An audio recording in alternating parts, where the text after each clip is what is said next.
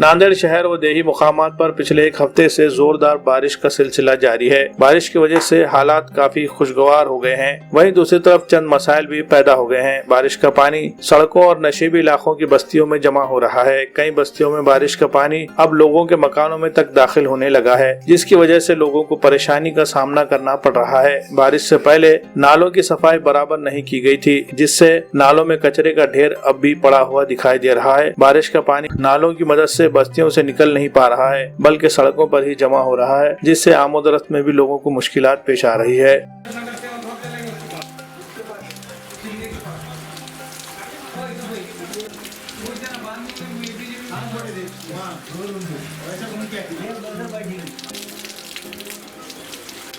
क्या